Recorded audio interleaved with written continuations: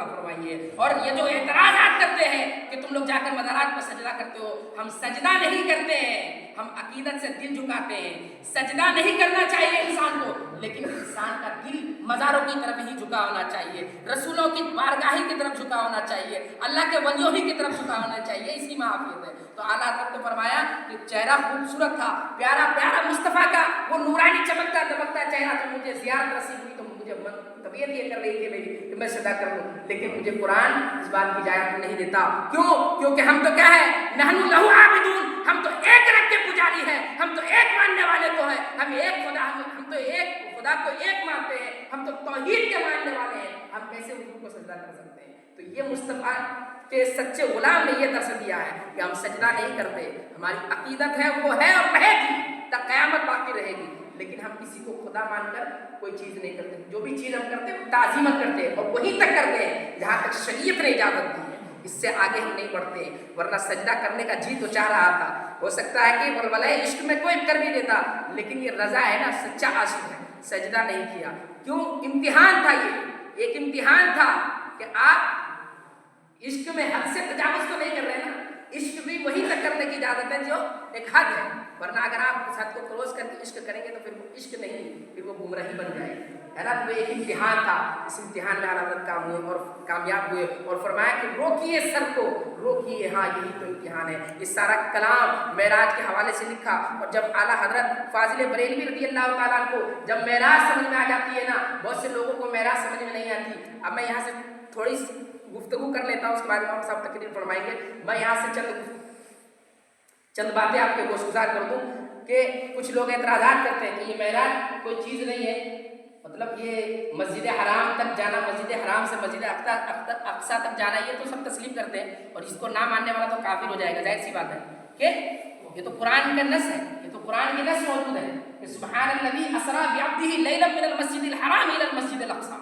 کہ پاک ہے وہ ذات جو لے گئی اپنے بندے کو، خاص بندے کو، کہاں؟ مسجد حرام سے مسجد اقصیٰ تک، ہے نا۔ تو یہ مصطفیٰ علیہ السلام کے بارے میں جو اللہ نے فرمایا، یہ معراج یہاں سے یہاں تک کے لیے تو یہ کیا ہے؟ قطعی ہے، یقینی ہے، اس کا جو انکار کرے گا وہ کافر ہو جائے گا۔ لیکن کچھ لوگوں کا ماننا یہ ہے کہ معراج جو ہے جسمانی نہیں بلکہ روحانی تھی، مصطفیٰ کریم علیہ السلام اپنے جسم، یعنی یہ جو جسم ہے، یہ جو ڈھانچہ ہے، اس کے ساتھ تشریف نہیں لے گئے تھے، بلکہ روحانی تھی، یعنی روحانیت کے ساتھ معراج ہوئی تھی۔ تو یہ بھی لوگوں کو دھوکہ میں ڈالنے والی بات ہے۔ کچھ لوگ فلسفی ہیں نا، یہاں پر موقف اپناتے ہیں اور وہ کہتے ہیں کہ فلسفہ کا ماننا یہ ہے کہ آسمان ایسی چیزوں میں سے ہے جو خرق و التیام کو قبول نہیں کرتا ہے۔ خرق و التیام کا مطلب کیا ہے؟ خرق و التیام، خرق مانے پھٹ جانا اور التیام مانے جڑ جانا، مطلب یہ ہے کہ یہ عقل سے بالکل سمجھ میں نہیں آنے والی بات ہے کہ آسمان پھٹ جائے اور پھر مصطفیٰ کریم آسمان کی طرف سیر کرنے لگے اور لامکان تک پہنچ جائے، اور پھر مصطفیٰ کریم جب واپس آ جائے پھر آسمان جڑ جائے، یہ سمجھ میں نہیں آتی۔ یہ کون کہتا ہے؟ یہ فلسفی لوگ کہتے ہیں، یہ فلسفیانہ انداز ہے، ان کی کتابوں میں لکھا ہے کہ آسمان خرق و التیام کو قبول نہیں کرتا۔ تو پتا چلا کہ آسمان جب خرق و التیام کو قبول نہیں کرتا، یعنی آسمان پھٹا بھی نہیں اور آسمان جڑا بھی نہیں، تو اس کا مطلب یہ ہوا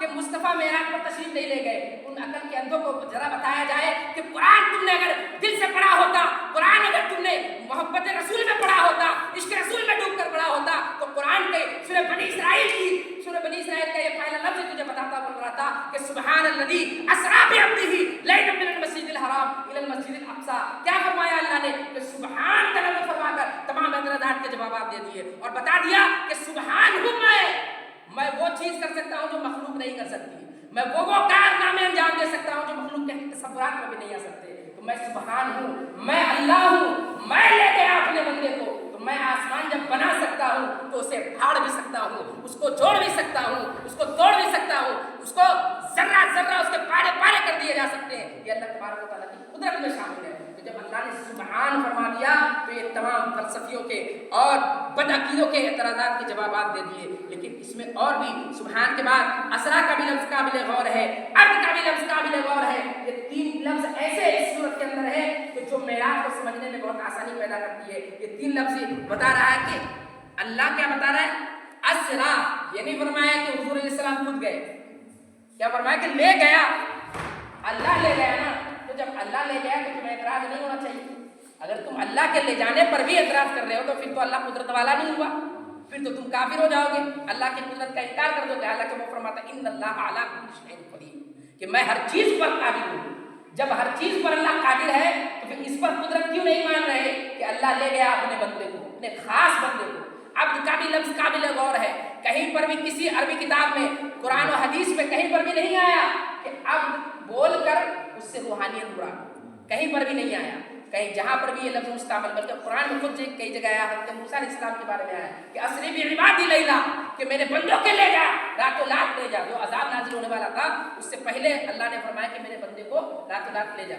یہاں پر بھی عباد جو کہ عبد کی جمع ہے، یہاں پر بھی لا کر کے اللہ نے بتایا کہ عبد جسمانی چیز، جسم اور روح کے مجموعے کا نام عبد ہے۔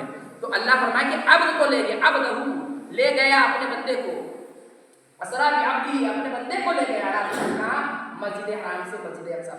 تو یہ تین لفظ سبحان بھی اور لفظ اسرا بھی اور عبد بھی، یہ تینوں چیزیں اگر کوئی بندہ سمجھ لیتا ہے صحیح سے تو اس کو پھر اور کوئی دھوکے میں نہیں ڈال سکتا، کیونکہ یہ تینوں چیزیں، یہ تینوں لفظ یہ بتا رہے ہیں کہ یہ جو معراج ہے یہ جسمانی ہوا اور اس پر کسی طرح کا کوئی اعتراضات نہیں، اور یہ جو فلسفیانہ اعتراض اس کی کوئی حقیقت نہیں ہے۔ جب اللہ ہی نے فرما دیا کہ میں لے گیا تو پھر اور کیا کسی کو چور چرا کی اجازت ہے نا۔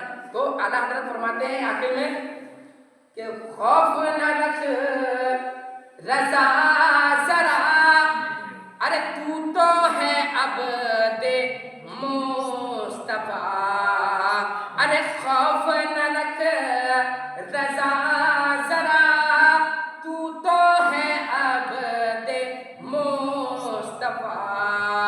ارے جو معراج مان لیتے ہیں ان کے لیے کیا ہے؟ اللہ تعالیٰ فرماتے ہیں تیرے لیے امان ہے، ہاں ہاں تیرے لیے امان ہے،